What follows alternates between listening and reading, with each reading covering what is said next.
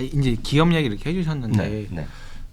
이제 그 지금 이제 한 주는 그냥 사겠지만 네. 요즘에 특히나 금리가 높다 보니까 그렇죠, 그렇죠. 그리고 네.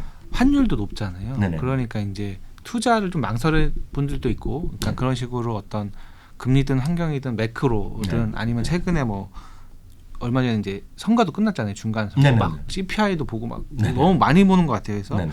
이런 것들을 어디까지 봐야 되는지 그리고 어떤 거 위주로 그러니까 보통의 직장인들 일반 투자자들 입장에서 네.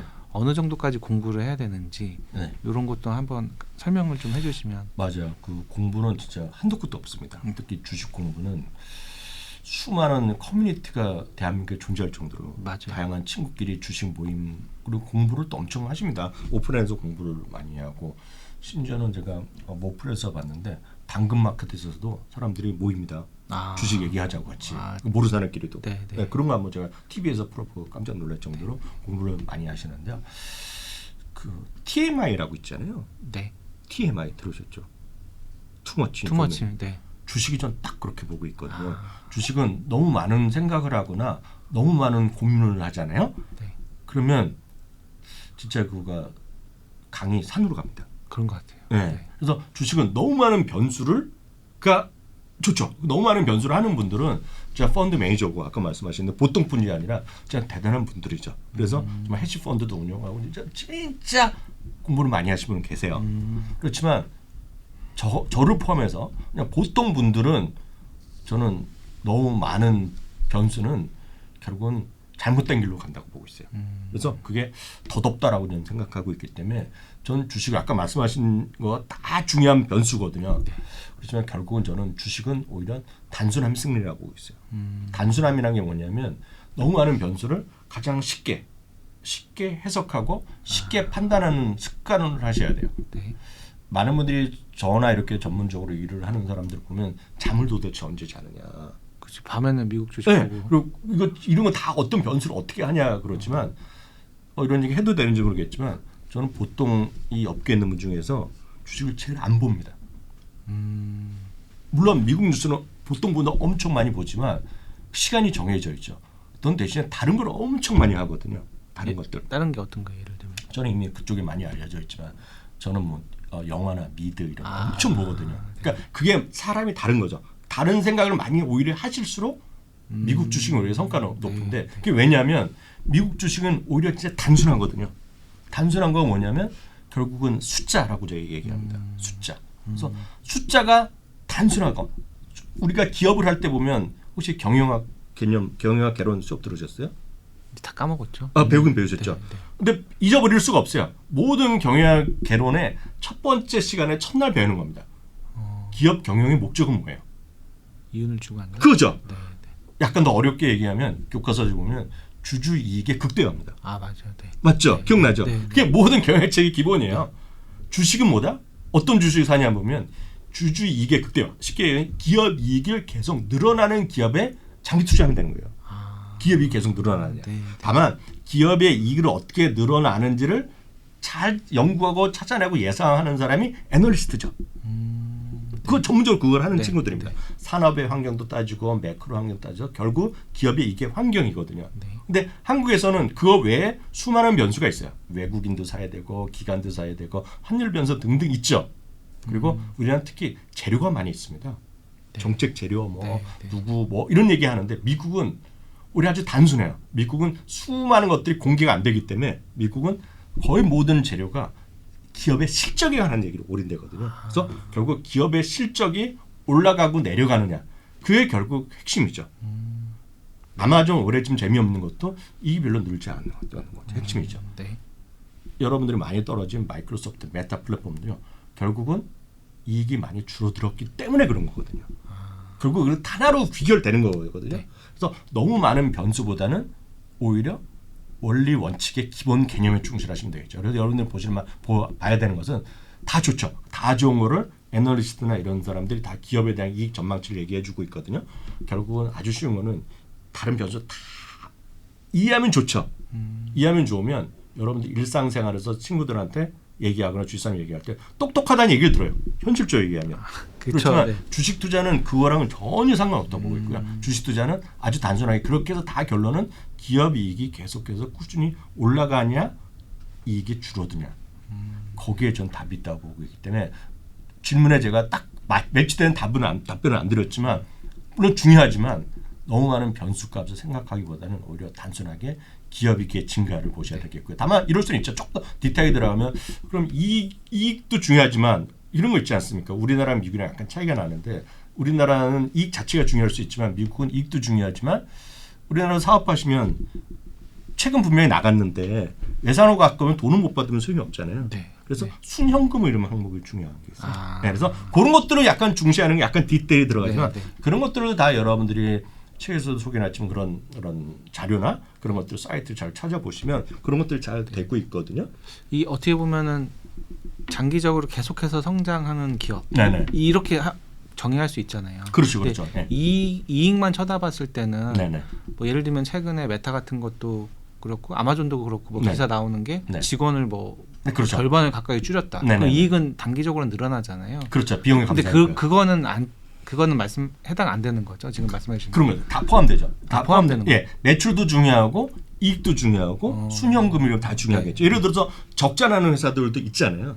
평생 적자가 안 나지만 그런 것들도 적자지만 초기 기업들은 매출이 많이 늘어야 되겠죠. 많은 분들이 테슬라를 얘기하지만 테슬라가 상장 후에 9년 10년 동안 계속 적자였단 말이죠. 네. 근데 결국 이익이 나기 시작하면서 주가 10배가 뛰었거든요. 그럼 그전에는 뭐였느냐. 그전에 이익이 안 나기 때문에 그전에 매출이 많이 올라가는 걸 시작했죠.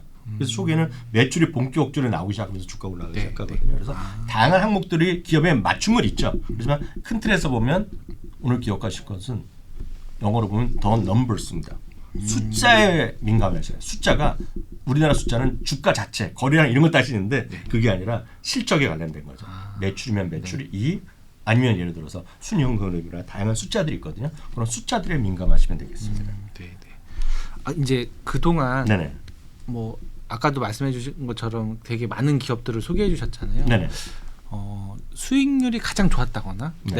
내가 정말 바닥에서 해줬는데 막 이게 몇 배로 올랐어 막 이런 거라든가 혹은 뭐 어떤 이유든 간에 가장 기억에 남는 주식 기업이 있다면 한두 개만 어떤 게 있을까요?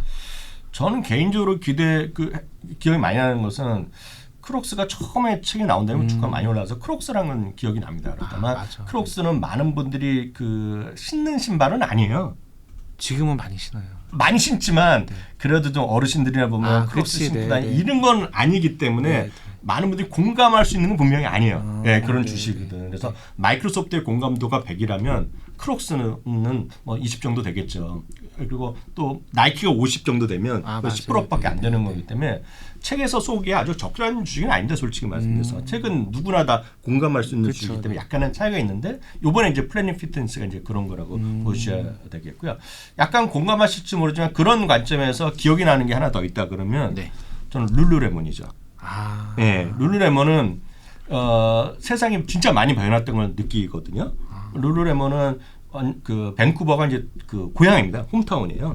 그래서 밴쿠버 혹시 외국에서도 많이 보시니까요. 밴쿠버라는 데 가보신 분 많으시겠지만 밴쿠버라는 지역은 어떤 지역이냐면 우리 보면 항상 뭐 외국인들의 조사할 때 보면 살기 좋은 도시 이런 것도 많이 검색하고 그러잖아요. 그리고 생활비가 비싼 도시 나오는데 재미있는 통계들이 많이 있습니다. 그래서 예전에 MSN에서 마이크로소프트 MSN에서 설문조사를 했는데 매년 합니다. 거기가 매년 하는데 세상에서 옷을 제일 못 입는 도시가 또 나오는 경우가 있어요. 그게 밴쿠버예요?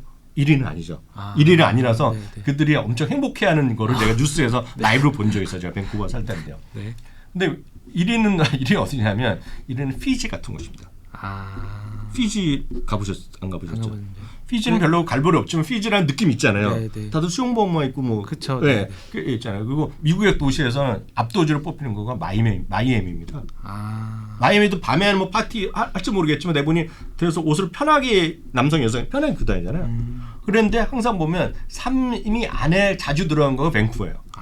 왜냐하면 캐나다 사람은 이거 보시면 이해하실 텐데 있을 텐데 캐나다는 제조업이 별로 없기 때문에 거의 뭘 하나 입으면 교복같이 입는 게 많이 있습니다. 그래서 캐나다가 그 서부 쪽에서 보면 룰루레몬이라는 거 엄청 많이 있고요. 네. 또 동부 쪽에 추운 데 가면 한때 보면 제가 깜짝 놀란 적이 있어요. 토론토랑 몬트리올 갔는데 모든 사람이 전부 다 캐나다 옷을 입고 있습니다. 그게 하나의 특징이에요. 네. 미국은 절대 그렇지 않습니다. 근데 그 캐나다라는 동네가 그런데 룰루레몬은 누구나 다 입고 있는 거예요. 특히 여성분이라면 다 입고 있습니다. 그리고 출근하고 막 그래요. 근데 많은 분들이 출근할 때 누가 룰루레몬 입구냐 하면 요즘은 이제 우리나라에서 인식이 되는데 네. 다들 공감을 못합니다. 다만 미국에서는 룰루레몬과 룰루레몬 입고 그 요가 그 매트 있잖아요. 네, 네. 그리고 이제 그 칼라 주스라 그래갖고 몸에 좋은 주스 네. 그런 걸 입고 하면 이제 하나의 어떤 상징적인 소리 요즘 같은 인싸 같은 거 했던 거가 그게 벌써 7, 8년 전이에요. 네. 근데 룰루레몬이 이제 엄청나게 주가 상승하기 시작하거든요. 많은 사람이 좋아하고 그러니까 그런 것들도 이제 룰루레몬 같은 이제 기억이 나는 것들이 대표적인 것들이 될 것 같고요. 넷플릭스도 기억이 나죠. 아 그러네요. 넷플릭스는 제가 워낙 그런 걸 좋아하다 보니까 영화나 이런 미드 이런 걸 좋아하다 보니까 대한민국에서 가장 오랫동안 많이 본 사람 중에 한 명이죠. 제가 우리나라 서비스 안 하기 전에 VPN으로도 제가 봤기 때문에 제가 구독 연수가 2012년부터 계속 보고 있었거든요. 그래서 저는 그런 거는 진짜 제가 좋아하고 앞으로 평생 제가 넷플릭스를 끊을 일이 없을 거라고 보고 있거든요.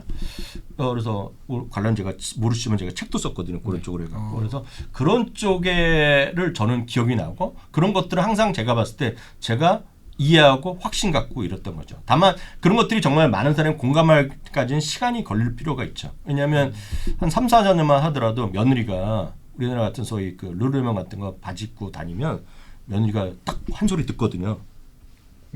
옛날에 남사스럽게 어디 그런 거 입고 외출 나가냐고. 네. 근데 지금 많이들 입고 다니잖아요. 그러니까 그게 하나의 현실이라고 보셔야 되겠죠. 심지어는 요즘 룰루레몬 쇼핑백이 갖고 괜히 갖고 다니는 사람 많이 있잖아요. 네. 저희 거의 90 넘으신 장모님도 뭔지도 모르고 갖고 다니십니다.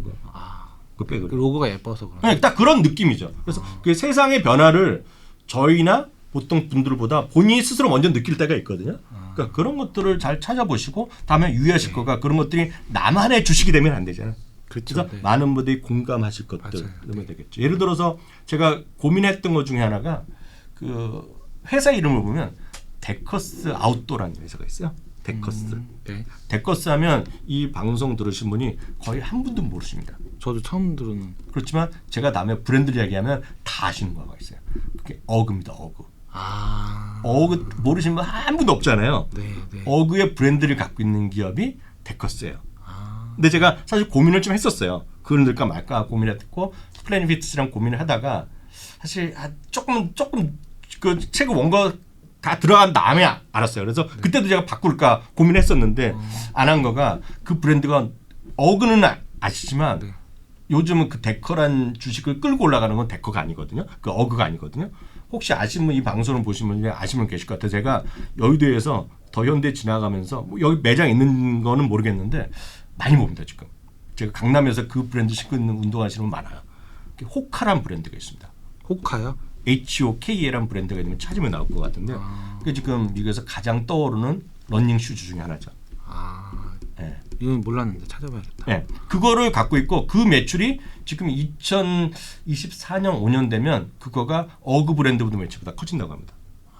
네, 근데 운동하시고 뛰는 분들은 다 알아요. 제가 그 운동 헬스클럽에서 그 트레이너랑 물어봤더니 알죠. 딱 그러더라고요.